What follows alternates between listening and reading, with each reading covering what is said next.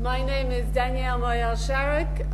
As president of the British Wittgenstein Society, I'm delighted to welcome you all to its second annual conference on the theme of Wittgenstein and naturalism.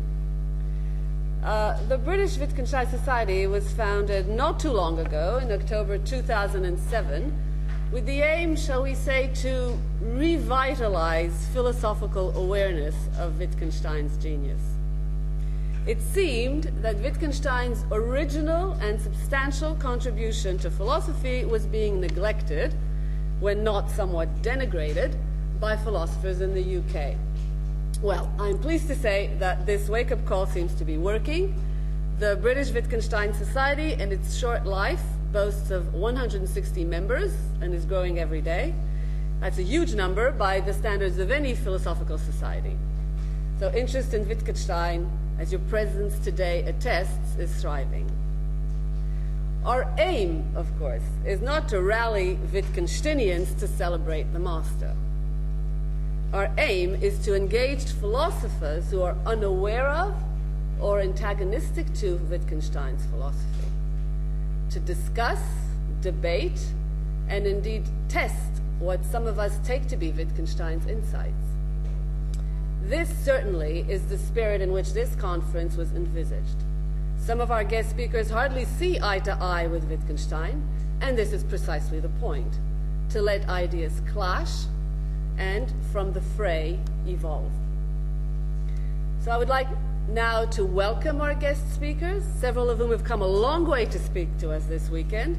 I want to thank Lynn Rudder-Baker, Jesse Prince, John Searle, Meredith Williams, who have come from the United States, Owen Flanagan, who will join us tomorrow from Taipei, and then, of course, our very own Bill Child, Anthony Kenny, Peter Hacker, Dan Hutto, and David Papineau.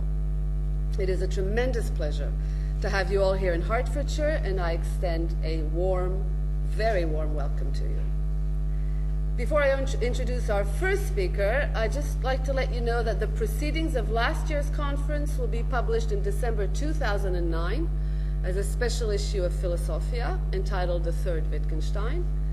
As for this year's conference, its proceedings will be published by the American Philosophical Quarterly. So let me now introduce John Searle. Actually, it goes without saying that I'm not really introducing John Searle to anyone in this room, other than perhaps personally. And though I think it may be the case with John Searle more than with many philosophers that reading Searle is very close to knowing Searle, you'll realize this weekend that to know John Searle personally is an added pleasure. Professor Searle teaches at the University of California, Berkeley. His work has significantly impacted the philosophy of language, the philosophy of mind, and the philosophy of social science. He has made an outstanding contribution to our understanding of speech acts, intentionality, the mind-body problem, consciousness, free will, rationality, socially constructed versus physical reality, practical reason, and so on. In the philosophy of mind, John Searle is perhaps best known for his theory of intentionality, his critique of computationalism, and his development of a naturalized theory of consciousness. We owe him the Chinese room argument, a thought experiment demonstrating that to process information is not to think. Or as David Papineau put it, that computers could no more think than Searle could understand Chinese. His most celebrated publications include Speech Acts, first published in '69, Intentionality, The Mystery of Consciousness, The Construction of Social Reality, Rationality in Action, and more recently, Mind, A Brief Introduction, Freedom and Neurobiology, and Philosophy in a New Century. I'm especially delighted about the topic of Professor Searle's talk today, Wittgenstein and the Background, for I suspect that we will find uncertainty lurking in the background. John.